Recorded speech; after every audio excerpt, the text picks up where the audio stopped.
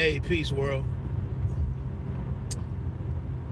Thanks for pressing play on another Pay Me No Mind / Bite Down Boxing video. My name is Wood. Check me out over at www.bitedownboxing.com, as well as the It's Always Personal podcast, Apple Podcasts, Google Podcasts, and Anchor and Spotify. I'm only, I don't do boxing during the week anymore.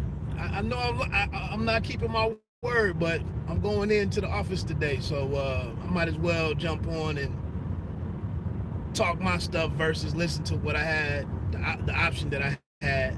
So just some thoughts. Mo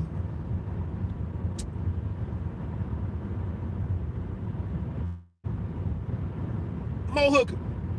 I'm gonna buy me a Mo Hooker t-shirt this week. He's got shirts with Fit Warrior, I believe is the name of the website, FTWR. I've been looking at the shirt for a while, man, but I'm gonna go on and support Mo Hooker. I think in the midst of all of this, all of the great boxing commentary that's out there, however people approach that fight and recapped the fight, and predictions going into the fight, etc., etc. We need dudes. I said this in earlier videos. We don't get a whole lot exciting in boxing, especially in certain divisions, unless somebody needs something. And Mo Hooker, he needed that fight to get into the mix at welterweight. So he went in and accepted a fight against a dude who was heavily favored. He didn't complain about nothing. He didn't argue about no splits and this and that. He went in there and took the fight, and I thought we got a pretty exciting fight Saturday night.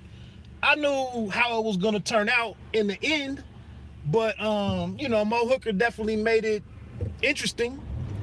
But he was going to have to fight a perfect fight in order to get a victory that night, and we just know from his makeup that's really not how Mo Hooker rolls. He's got 3 draws on his record for a reason. But shout out to him, man. I'm gonna buy a shirt this week and support the brother, because a lot of dudes, we don't get the fights we want. Which brings me to shout out to Terrence Bud Crawford. I like how he addressed the situation between him and Errol Spence. Like, I'm done playing those games. I don't need that fight. And move on. I could point the fingers at a lot of people, a lot of different individuals in that whole situation, but I'm kind of bored with it myself, so that's not really, we don't have to rehash all of that. But Bud was on the Akim Barak show on Sirius XM, reiterating what he said Saturday night, and went a little more in depth on it. But he was like, he's not about all the games. And then you got the goofy dudes out here. He should have signed with PBC when he had a chance to re-up. Blah, blah, yada, yada, yada. Again, nothing about none of this stuff. The one thing that he said from the beginning was that they told him, get a championship, get a title. When he came to the division, the easiest way to get a title was Jeff Horn. He got one in his first fight at welterweight? I think that was his first fight.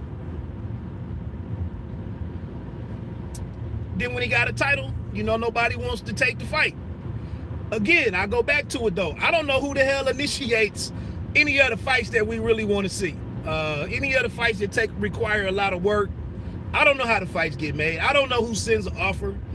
I don't know what, does a site have to sit around and start sending in some proposals, and the promoters, take a look at what those look like, and then they go and think about making a fight. Like, I don't know what initiates anything in boxing. And it's why it's so bullshit, to be honest with you. But I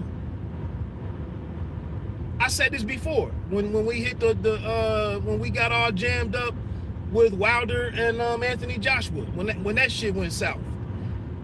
Boxing eventually figures out a way to move on, and we just move on, and maybe we don't get this great fight You know, Marvin Hagler just passed away a couple of weeks ago. Seen a lot of articles about the Four Kings and how great that era was, and everybody fought everybody and whatnot. And nowadays, we just don't have that type of boxing, you know. I was reading some of Breadman, Stephen Edwards. He did some kind of breakdown on Marvin Hagler's career. I didn't realize the dude didn't even fight for a title until his 50th fight. I mean, that speaks volume within itself. But it was a number of times, I guess, where Marvin Hagler went on the road as the champion and fought dudes 2 and 3 times in their home, you know, in their home city. Again, we don't have boxing like that anymore. You know, the champions got to have everything in the world their way, and that's how they go about business nowadays. But the other thing that Bud Crawford said while he was on there was, though, you've already seen it by now, but Bud made some comments about you know, he felt like Canelo Alvarez is shied away from black fighters. I think he mentioned Andre and Jamal Charlo, maybe even Jamel at the time when they were all at 154 and whatnot. Again, not the most incendiary comments in the world, in my opinion. If you've heard the audio, I hate it when we try to tell people how they should look at their workplace. Like, boxing is that's Bud's profession.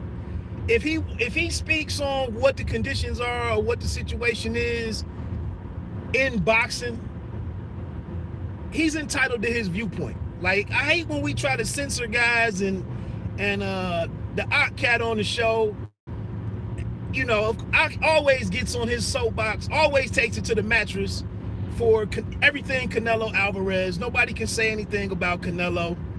And it's like, how you gonna tell this man he can't say what the hell he wants to say about what he saw and what he's witnessed? And the thing about it, you know, a lot of us would like to see those fights. A lot of us would have liked to have seen Charlo at some point. A lot of us would have liked to have seen Demetrius Andrade at some point. And those fights were never made. And then I want to sit on there and tell Bud, well, you know, he fought so-and-so, and he fought Trout, and he did this, and he fought Daniel Jacobs. Yeah, but I don't know if it was the IBF or rehydration clause or whatever in the whole Jacobs thing. I can't remember. It slips my mind at the minute. What's good, Finkley?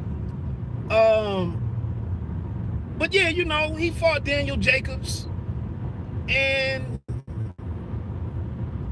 I mean, you know, Jacobs he clearly got beat, but, you know, complained about, you know, something about the rehydration stuff. I know there's some talk out there earlier about when he fought Kirkland, like Kirkland wasn't allowed to have Ann Wolf as his trainer, and I don't even keep up with all of this stuff because I don't have time for it. But at the end of the day, I just didn't see it being, I didn't see it as being the most controversial or the worst thing in the world to be said. He didn't even really linger on it that long. He just said what he had to say, you know, said his thoughts on it, and then you know, he moved on. And like I said, I wanted to go take it to the mattress about defending Canelo, and it's like, again, cool, man. I mean, Canelo is in his own lane, has his own business going on, can do what he wants to do, and it works for him, and that's great. Like, so what? The only other thing about Bud, though, you know, it'll be interesting to see what his next move is. He didn't really, you know, he didn't have anything to say on there. People were overblown. Yeah, man, I'm with you, Finkley. That was, if we gonna lose our minds over that, then I mean, damn. But other than that, you know, he didn't really have anything to say about next opponent. They tried to press him on would he be sticking around with Top Rank after October. which we all have been, we've all become aware that that's about the time the end of the current deal with the Top Rank ends. And basically he was like, he just had to work on building his own business. He kind of danced around some certain specific details with his relationship with Top Rank and Bob Arum and whatnot. I know a lot of people, when the stuff blew up a couple of months ago, people thought he should do this and do that and leave Top Rank, and we see stuff about the plantation and blah blah yada yada yada. But again, for a lot of us that we don't work by contracts, we don't have promoters, we don't have agents, we don't have team owners. It's easy for some of us everyday Joes to say what we would and wouldn't do. Who do you think winning the heavyweight fight this weekend? I was just getting ready to go to that. So like I said, boxing generally figures out a way to give us all something to stay invested in the sport interest. And while we can't get the good fights that we want, this weekend comes around and we get a rematch between Povetkin and White. I'm kind of leaning towards Povetkin, to be honest, unless he has some post-COVID symptoms. It's been a couple of guys who had some lingering, after effects and whatnot from COVID. Then on the other hand, the fighter who wasn't, the fighter who didn't have COVID, they've been in camp too long, or they're overworked or something. So it's a lot of variables at play going into this fight. But I think I don't think White is the best boxer. He doesn't claim to be the best boxer. His conditioning isn't always the greatest. He doesn't mind being hit. His game is not about defense and being slick and none of that. He's just a fighter. And I think Povetkin, with his Olympic pedigree and whatnot, I think he'll eliminate the mistakes that he made in the first fight. Maybe he starts, maybe he makes the fight slower, to start, and boxes and has a better, a better approach to the fight, and doesn't engage until it's a little more safe to avoid the knockdowns that happened in the first fight. And White might try to press, trying to get some get back, and he can make a mistake. But I can see either guy winning it very easily. But I think Povetkin might pull it out and close the door completely on Dillian White as a contender, or as having a direct way to a championship fight. I'm also interested in the card on the fight on there between Eric Molina and Fabio Wardley. Wardley's another guy, no amateur experience, or no extensive amateur experience, very little. But I read the article with Molina kind of being dismissive of Wardley, saying he makes all kinds of mistakes. He doesn't throw his punches in the right combinations. He doesn't move well, yada, yada, yada. And he said if he had his choice to fight any of the up-and-coming heavyweights, he said the one that he would want to fight the most is Wardley. So now that you got what you asked for, I'm expecting Molina to come out and look differently than the last few times I've seen him in the ring. When he got beat up or when he got stopped. And I'm expecting a pretty interesting fight. But Wardley, no real special effects to Wardley, but I'm not too familiar with the Wardley kid. I roll with Tony Yoka over there at heavyweight. I didn't get to check out that last Yoka fight, but it sounds like he looked a little bit better than he did against Christian Hammer. So I like Yoka. Wardley is he's like a football player or former rugby player or something. In England, dudes just try boxing. Dudes just get to 18, 19, 20 years old in England and just say, hey, let me get this boxing thing a try. They just started boxing just whenever over in England. So Wardley is another guy just decided to give boxing a go. But I think he has good size on him. He looked pretty good taking out Richard Lartey a couple months back at the fight camp fight. Lartey's not a great boxer. He's more of a brawler. But I thought Wardley looked pretty good doing what he did to take him apart. I think it was the first or second round. It was an early knockout. But not a whole lot of skill was involved. But I mean, he fights pretty, he stays pretty calm. He's pretty patient. He's a work in progress. Like we just talked about last week with Lawrence Okolie. I mean, the man was working at McDonald's in 2012 and saw Usain Bolt and Anthony Joshua at the Olympics. And again, he was like, man, the hell with these fries. I'm gonna try boxing.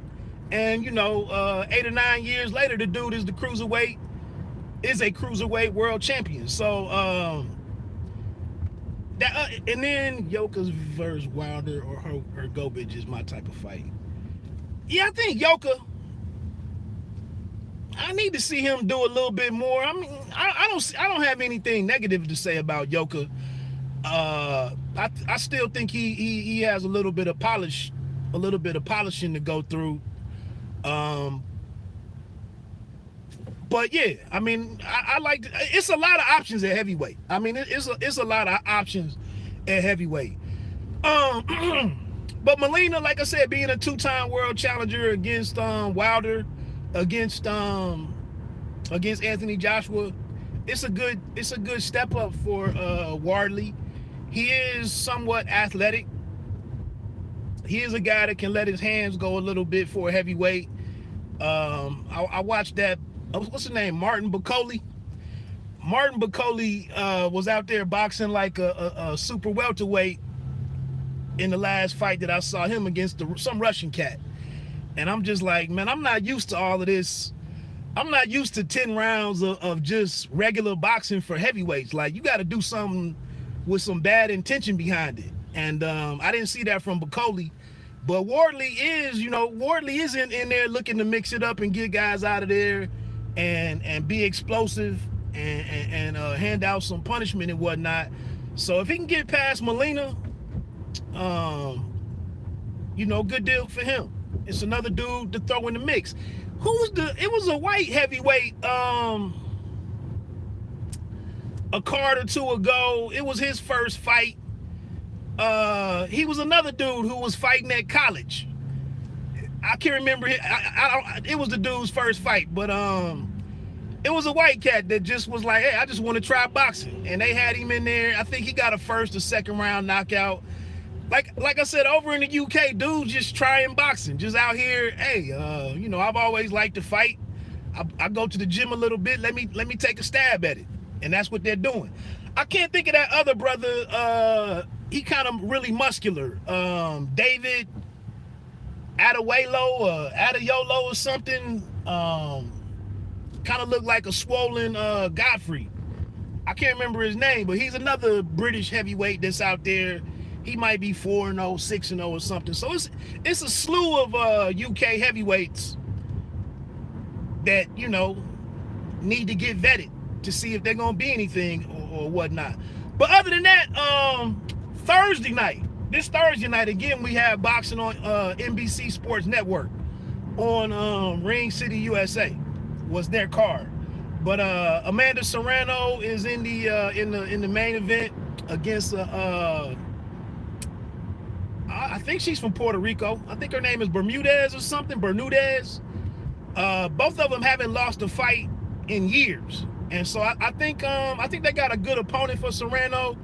A cat that commented on the video yesterday reminded me that Amanda Serrano has like a 70% knockout ratio and whatnot, and we get the complaints that there's not a lot of power in women's boxing. Serrano has good hands. I mean, I I think, you know, it's going to be a pretty decent fight. It's also some Baez twins that are on there. I think they're super bantamweights, maybe 122-pound guys. Each of the brothers is fighting an opponent. I just think it's going to be a pretty decent card for midweek night boxing. Yesterday, I called into this. They had a press conference for Chocolatito, and both of these Baez brothers were in camp with Chocolatito, and so they had Chocolatito in there. Yeah, Bermudez. She ranked 10 pound for pound, and should make. Yeah, I think it's gonna be a good fight. But they had this call that I got an email on it really late, and you know, Chocolatito was in there. It was all Spanish speaking. They had a translator. I didn't even bother asking any questions. I just was observing. But he was just complimenting these two Baez brothers on training with him, helping him get ready for El Gallo. And then the other thing that Chocolatito did hit on, he said he's not planning on retiring. He said he hadn't watched the fight back with the unfortunate decision that went against him a couple of weeks ago. But I'll just say that a lot of people thought that maybe that would be the end of Chocolatito after having such a good performance, that he wouldn't be able to mentally come back and and seek a rematch against Juan Francisco Estrada. Based on how he sounded, I don't know if they're gonna make the Sor Rungvisai fight happen, or if El Gallo could decide to drop that WBC belt and fight the rematch for the WBA belt. I would imagine that one makes the most money. It really wouldn't be a duck, in my opinion, if you go back and fight a guy like Chocolatito, who just arguably beat you.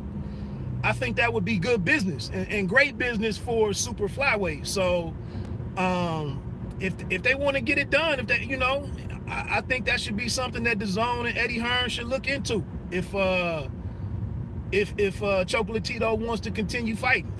So that's what I took away from that call. Like, I don't always call into them things to really try to ask questions and none of that. I just want to see what the vibe is. But he sounded in good spirits, man. So I don't think the whole notion that you know, the loss could have totally deflated Chocolatito and he could go away and never be heard from again. I think he still sounds pretty live and motivated to fight. So I think they can get that. And I got the transcript from it. I might put it up on the website later if I get time, for anybody that's interested. But I just thought it was good to hear the man speaking on it and to hear his energy. Like I said, he's a real humble dude. He's really, in my opinion, one of the few real throwback fighters out there. And it was a shame. It was really a shame that he had to get that loss officially on his record, with the whole Carlos Sucre cat having the 117, 111 card. But that's boxing. So other than that, Thursday night, NBC Sports Network probably starts at, I would imagine it starts at 9 o'clock. I don't know if you have Twitch or you use the Twitch app, but they probably have a couple of fights that'll take place on their Twitch app or their Twitch stream or Twitch channel, whatever the hell you want to call it. If you really like boxing, it is a good way to check out some names you may not see or may not know if you just want to see some fights. So that usually starts at like 7 o'clock on the Twitch account. So you can check that out. And then I think you know, we also gotta you know, for the rest of April, man, it's a lot of work out there. Have a good day. About to hit Home Depot. I need to get my deck. I got some my wife trying to get me to do on something with a deck. I don't know how I'm gonna get that figured out, but we'll see. Have a good day though, Finkley, man. Thanks for checking in. I appreciate it. What was I getting ready to say before I get on off of here? Oh, in April, man, it's a lot of work. April 3rd, you got Herring and Frampton over in Dubai. I think that's a pretty decent card. Obviously, we've been waiting on Frampton and Herring for a long time. That'll finally get resolved. You know, that's tying up Shakur Stevenson.